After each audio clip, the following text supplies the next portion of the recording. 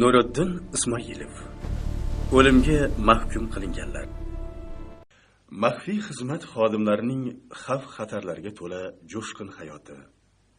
Ba'zan har soniyada, har daqiqada o'lim bilan yuzma-yuz kelgan, vatan manfaatini o'z hayotlaridan ustun qo'ygan mard yigitlar, ezgulik va yovuzlik, sadoqat va xiyonat, poklik va razolat, asl e'tiqod va ochko'zlik o'rtasidagi abadiy kurash.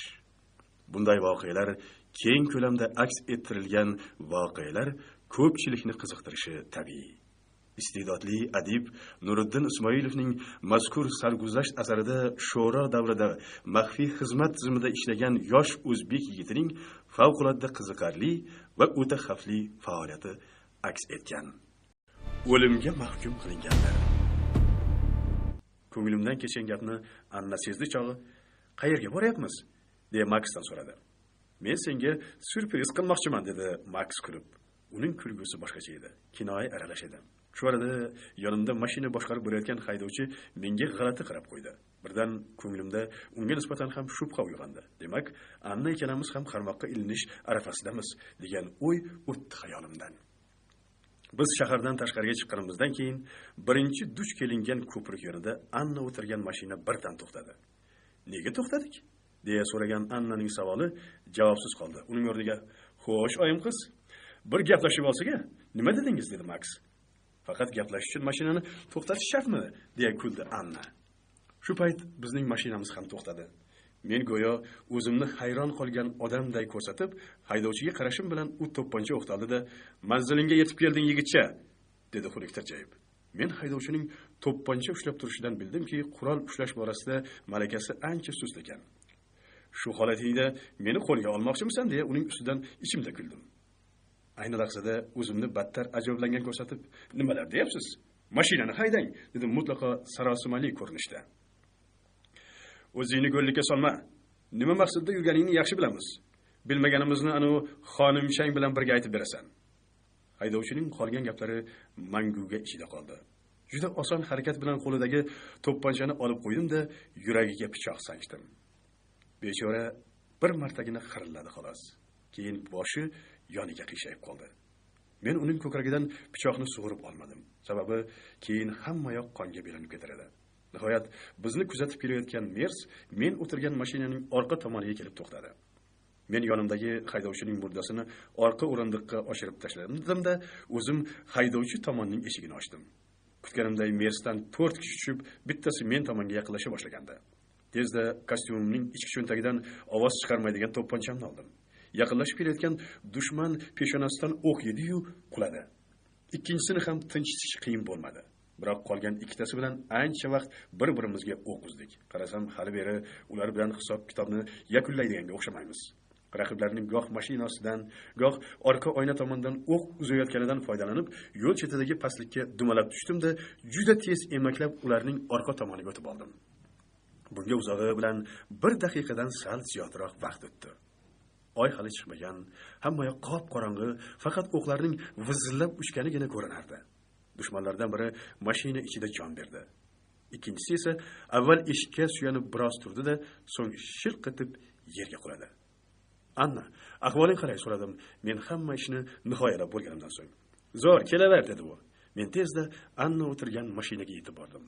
Haydovchi mashina eshigiga suyangan kuyi o'lib yotar, Maks orqa o'rindiqda o'tirar, unga Anna to'pponcha o'qtalib turardi.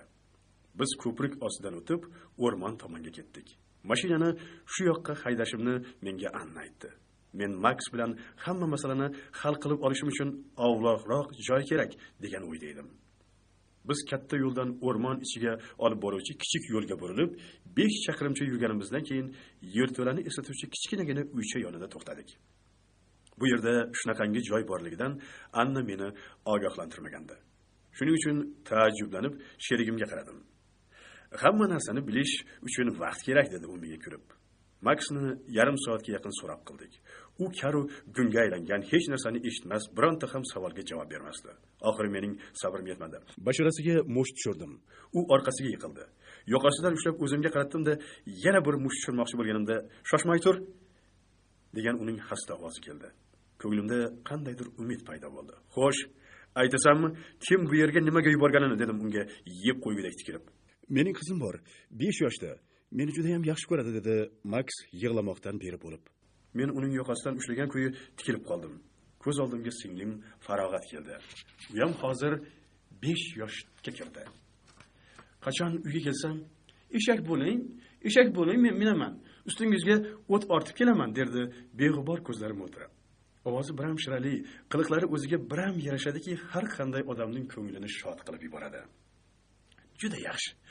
Qizing bo'lsa, biz so'ragan narsalarning hammasiga javob ber. Keyin seni qo'yib yuboramiz. Borasan o'sha seni jonidan ortiq yaxshi ko'radigan qizingning oldiga, dedi Anna mening yonimga kelib mayin ovozda. Meni o'ldirishadi. Agar sizlarga ma'lumotlarni aytsam, keyin qizim bir umr meni ko'ra olmaydi, deya zo'ranardi Max. Bilsang, men ham birovning suyukli qiziman, lekin sen boya o'ldirishga tayyor eding-ku. Nega o'shanda bu ham birovning qizi deb o'ylamading, dedi-da Anna uning qorniga tepib yubordi. Kutilmagan zarbdan Max bukchayib qoldi. Biz uni yana ancha vaqt kaltaklashimizga to'g'ri keldi. Nihoyat Max joni ko'ziga shirin ko'rinib, hamma ma'lumotlarni aytib berdi. Albatta, uni tirik qoldirishimiz mumkin emas edi. Biroq himoyasiz odamni o'ldirish ham insofga to'g'ri kelmasdi. Shu bois Maxning to'pponchasini o'ziga shunday to'g'rilab ketdiki, u qimirlashi bilan ko'kragidan o'q yerdi. Yerto'ladan 20 qadamlar uzoqlaganimizdan so'ng to'pponchaning ovozi yangradi. Joying jannatdan bo'lsin, deb qo'ydim men ichimda. Mashinani shaharga kiraverishda qoldirib, o'zimiz boshqa taksi to'xtatdik-da, uyimizgacha yetib oldik. O'sha kuni Anna ikkalamiz peshingacha uxlabmiz. Uyqudan uyg'onganimdan keyin rosa boshim og'ridi. Buning ustiga tundagi voqealar yodimga tushib, ko'nglim aynidi. Anna mening ahvolimni darrov tushundi va rюмкani to'ldirib aroq berdi. Ichib ol, foydasi tegadi. O'zi birinchi marta doim shunaqa bo'ladi. Keyingilarda uyqudan uyg'onsang, qushday yengil bo'lasan, dedi. Men ko'zimni chirt yumdim-da, Anna bergan dorini ichib yubordim. Darhaqiqat, darrov boshimning og'rig'i qolib, kayfiyatim ko'tarildi. Keyin Anna meni uyda yolg'iz qoldirib, o'zi Maxdan olingan ma'lumotni kerakli joyga jo'natish uchun ketdi. Men uning bunday qilig'idan hayron bo'ldim. Nega ma'lumot qayerga jo'natilishidan men bexabar qolishim kerak ekan? Balki u yoqdagi ko'rinmas odamlar menga hali ishonishmas. Balki Anna hamma qilingan ishni o'zining nomiga yozdirar. Qiziq. Anna qayerda tahsil olgan? Nega ba'zi ishlarni mendan yashirincha amalga oshiradi? Hamma yoq sir. Hamma yoqda pinhona amalga oshiriladigan ishlar. Lekin nima bo'lgan taqdirda ham ehtiyot bo'lishim kerak. Bekorga mayor Vatenkov xayrlashayotib, har qadamda o'zlaringdan bo'lak hech kimga ishonmanglar demagandi. Uning ustiga noma'lum narsalar kundan kunga ko'payib boryapti. Bundan tashqari meni birovlarning ishidan ko'ra o'zimning taqdirim ko'proq qiziqtirardi. Ana Max ham, uning sheriklari ham kimlarningdir xizmati tufayli o'lib ketdi. Ularni endi hech kim eslamaydi. Ertaga mening boshimga ham o'shanday yigitlarning kuni tushmasligiga hech kim kafolat bera olmaydi-ku. Ish qilib, o'ligim bu yerlarda qolib ketmasin degan o'y hayolimdan o'tdi. 2 soatlardan keyin kelgan Anna negadir xafaroqda edi. Sababini so'rasam boshini biroz egib turdi-da, "Tepadagilarga qilgan ishimiz yoqmadi", dedi. "Nega?" dedim men hayron bo'lib. "O'lishimizga ozgina qoldi-ku. Topshiriqni qo'pol bajargansizlar, imkoniyatdan to'g'ri foydalanmagansizlar deyishdi. Umuman ularning gapida jon bor. Biz ehtiyotkorlikni yo'qotib qo'yganmiz. Boshqacha yo'l tutishimiz kerak edi. Hamma narsani imi-jimida hal qilish uchun qo'shimcha imkoniyatlar topmaganimiz menimcha eng katta xatomiz bo'ldi. Men garchi ishimizga berilgan bahodan jahlim chiqqan bo'lsa-da, indamay qo'ya qoldim. 3 kun bizga topshiriq berilmadi. Shu 3 kun ichida deyarli qamalib o'tirdik. Faqat har kuniga bir martadan yegulik sotib olish uchun do'konga chiqib keldi xolos. Zerikdim. Maftunkor, shirin suxan, aqlli Anna bilan 3 kun bir joyda o'tirish ham me'damga tegdi. Ko'chalarni emin-erkin aylangim keldi. Biroq shaharda yuz bergan qotillikdan keyin hamma joyda politsiyachilar izg'ib qolgan edi. Bunday paytda ko'chaga chiqish, bo'yinni o'z ixtiyori bilan sirtmoqqa solishday gap. Nihoyat 4-kun bizga buyruq keldi. Bonga borib, u yerdagi josusimiz Bonga Mikeladze ketganda. Hamkorligida G'arbiy Germaniyaning 235.698-polkidan bizga qarshi ishlab chiqilgan maxsus reja jamlanmasini o'marib kelish zarurligi buyruqda ko'rsatilgandi. Men xursand bo'lib ketdim. Har qalay Mikeladze bilan ancha yaqin edik. Ko'rishib kelaman deb umid qildim. Biroq meni bunda xuddi Annaga o'xshagan chiroyli qiz kutib oldi. Yo'l yo'lakay u bilan gaplashib ketdik. Mikeladseni so'ragandim, negadir yov qarash qildi-da, borganda ko'rasan dedi. Ular yashaydigan joyga borsak, Mikeladze ko'rpa to'shak qilib yotib olibdi. "Tinchlikmi?" dedim, ko'rish uchun unga qo'limni uzatib. "Burga tepdimi?" "Ha, burganing zo'ri bitta emas, 5-6 ta", dedi chuqur so'lish olib. Keyin ko'rsatkich barmog'ini labiga bosib, dedi-da, ko'zini qisib qo'ydi. Men Mikeladze bilan Natasha Mikeladzening sheriga chiqib ketguncha u yoq bu yoqdan gaplashib o'tirdim. Natasha ketgach, Mikeladze birdan jonlanib qoldi. "Og'ayni, bu yerda yurishimiz menga ko'p ham yoqmayapti. Buning ustiga ana u kuni kechqurun Natasha bilan aylanib yurib, qovun tushirib qo'ydik. Restorandan 3 tasi mast bo'lib chiqdi-da, yonimizdan o'tayotib, Natashani turtib yuborishdi. Men ko'zingga qarab yurmaysanmi deganda bittasi tashlanib qolsa bo'ladimi? Birdan joyini soldim. Keyin sheriklarining ham jag'larini silashga to'g'ri keldi. Bir payt Natasha, "Qochdik, politsiya!" deb qichqirdi. Endi qochayotganimda yaramas politsiyachilar o'qizib qolishdi. Biqinimdan yaralandim. Lekin qo'lga tushmadik, qochishga ulgurdik. Bu yoqqa kelganimizdan keyin Natashadan baloga qoldim. "Nima ishing bor edi? Meni turtib o'tishgani bilan kimligingni unutib qo'ydingmi? Qo'lga tushganimizda nima bo'lar?" deb ancha vaqt sayradi. Ayollardan gap eshitish o'lim bilan teng men uchun. Menimcha bu kasallik qonimda bo'lsa kerak. O'zi ham tishimni bosib bazo'r chidadim. Natashaning o'zi sayragani yetmaganday yuqoriga ham ma'lumot berib yuboribdi.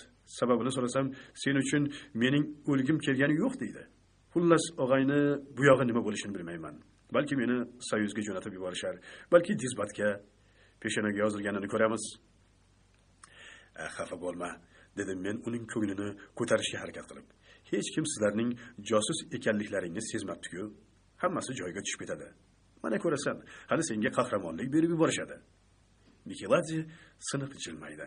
Aftidan gapimdan qoniqish hosil qilmadi. "Yarang qanday?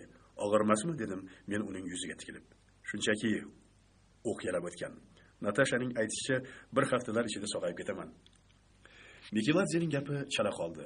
Xonaga Natasha kirib keldi. "O'tiribsizlarmi hasratlashib?" dedi u kulib. Men esa yangilik olib keldim. "Mikola, sen Soyuzga ketadigan bo'lding. Avval davolanasan, keyin desant qismida xizmat qilasan. Zo'rmi?" Natashaning gapidan Mikeladzening afti bujmayib ketdi. Qo'llari musht bo'lib tugildi. Keyin ko'zini yumdi. "Mikola, men seni xafa qilmoqchi emasdim. Qaytanga xursand bo'lasan deb o'ylagandim", dedi qovog'i birdan osilib ketgan Natasha. "Ey, shunga shunchami? Men sening o'rningda bo'lganimda jon deb ketgan bo'lardim. Mazza emasmi Soyuzda bo'lish? Hech narsadan xavotir olmaysan, o'ynab kulib xizmat qilasan", dedim men yuzimga yuzaki tabassum yugurtirib. Biroq Mikeladzening holatini mening gaplarim ham o'zgartira olmadi. U jim ko'zini yumib yotaverdi. Kechqurun men berilgan topshiriq to'g'risidagi ma'lumotlarni Natashadan oldim-da, yo'lga chiqdim. Boradigan joyim unchalik uzoq emasdi. Dushman polki shundoqqina shahar biqinida joylashgan ekan. Vaqtimga undan taxminan 500 metrlar chamasi uzoqlikda yemakxona bo'lib, u tuni bilan ishlar ekan. Yarim kecha bo'lishini men shu yerda o'tirib kutdim. O'zgalarda shubha uyg'otmaslik uchun pivo ichdim. Raqsga tushayotgan qizlar bilan men ham raqsga tushdim. Eng asosiysi, o'zim mo'ljalga olib o'tirgan harbiy qismda xizmat qilayotgan ikkita yigit bilan tanishdim. Ular onda-sonda bu yerga kelib dilxushlik qilib ketishar ekan. Ularni o'rgiday ichirdim. Azbaroy uchib qolishdi. So'ngra o'zimni mastlikka solib, yangi tanishgan do'stlarni kuzatib qo'yadigan bo'ldim. Tungi taxminan 12lardan oshganda biz yemakxonadan chiqdik. Hamrohlarim baqirgancha qo'shiq kuylashardi. 100 qadamlar yurib, qorong'ulik qo'yniga sho'nilgan joyimizda o'rtoqlarimdan birining narigi dunyoga ketishiga ko'maklashdim. Bechora xizmatdoshi sezmay ham qoldi.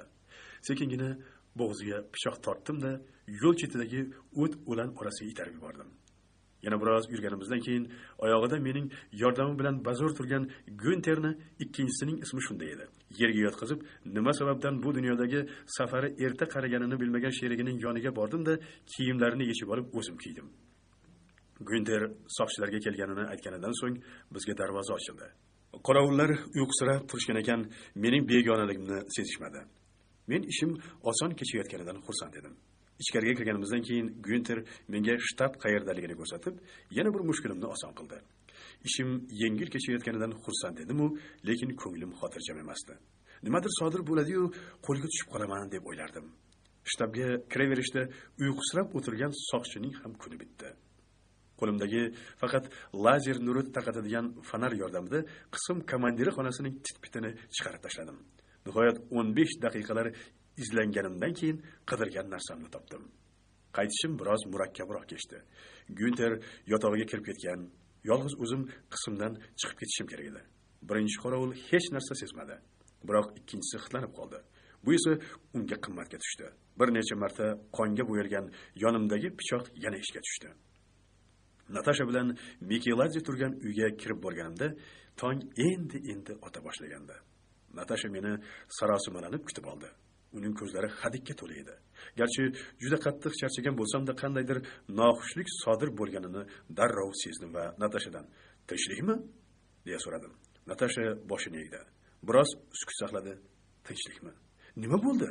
deya qayta so'radim undan. "Mikeladze" deya Natasha ko'zidan oqqan yoshni yengiga artdi. "Nima bo'ldi?" dedim men sabrim chidamay. "Yomon yaralangan ekan. Men yordam bera olmadim", dedi Natasha endi yig'isini oshkor qilib. Men qo'limdagi hujjatni Natashaga berishni ham unutib, Mikeladze yotgan xonaga yugurib kirdim. Xona to'ridagi karavot ustiga oq choyshab yopib qo'yilgandi. Shoshgancha choyshapni yulqib tashladim. Boshi jag'i bilan qo'shib bog'langan Mikeladze beozor hordiq chiqarayotgan odamdek ko'zini yumib yotar edi. "Yarasi unchalik og'ir emasligini o'z ko'zim bilan ko'rgan edim-ku", deya baqirdim Natashaga. Men ham shunday deb o'yladim, lekin birdan isitmasi chiqib alahsiray boshladi. Shoshib qoldim. Yugurib borib oshxonadan suv keltirgunimcha tamom bo'pti, bechora, dedi Natasha kipriklari pirpirab. Natashaning so'zlariga ishongim kelmayotgandi. Bu yerda bir gap bor. Bor yo'g'i terisini yalab o'tgan o'q o'limga olib kelishi mumkin emas deya o'ylardim. Shunday gumonim bois quroldoshimning butun tanasini sinchiklab kuzatib chiqdim. O'sha yaradan bo'lak tanasining biron joyi tirnalmagan ham. Biroq joni chiqishida qattiq zo'riqqan shekilli tomoq tomirlari bo'rtib qolgan edi. Boshqa payt bo'lganda albatta uni ekspertizaga olib borgan, do'stimning aynan nimadan o'lganligini aniqlagan bo'lardim. Ammo hozir qo'limdan hech vaqo kelmaydi. Odamga shuni salam qiladi. "Buni ko'mishimiz kerak", dedi Natasha menga o'tkir nigohini tikib. "Shu yergami? Uyiga, vataniga olib bormaymizmi?" dedim men uning gapiga hayron bo'lib. "Buning iloji yo'q", dedi Natasha keskin. "Ertaroq ko'mishimiz kerak. Bo'lmasa kech qolamiz. Men hozirgina mashina olib kelgandim. Seni kutib turdim. Axir bir o'zim eplolmasdim-da." Men inday olmadim. Lom-mim deya olmadim. Deya olmasdim ham. Agar gapirsam, ichimdan o't chiqib ketishi, bu o't qarshimdagi xonimchani kuydirib yuborishi hech gap emasdi. Alamim, g'azabim tishlarimni g'ichirlatishgagina yetdi xolos.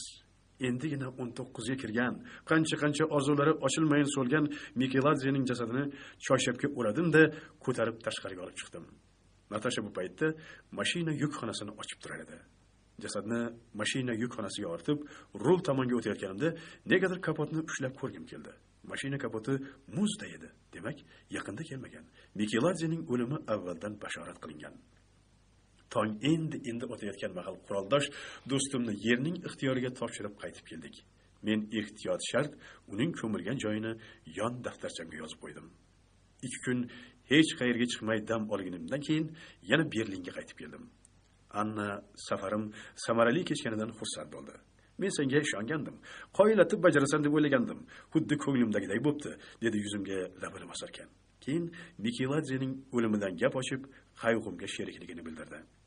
Bir hafta mobaynida men o'zimga kela olmay yurdim. Karaxt ahvolda edim. Atrofimdagilarning hammasi menga dushmanday, payt poylab bo'g'zimga pichoq qadaydiganday tuyulaverdi. Hamma narsani darrov ilg'ab oladigan Anna darrov o'z holimga qo'ydi. To'g'risi, o'sha paytda uning aqliga qoyil qoldim. Chunki barcha narsalarning davosi avvalo vaqt bo'lar ekan. Vaqt o'tgan sari ko'nglimdagi shubha gumonlar eskirdi.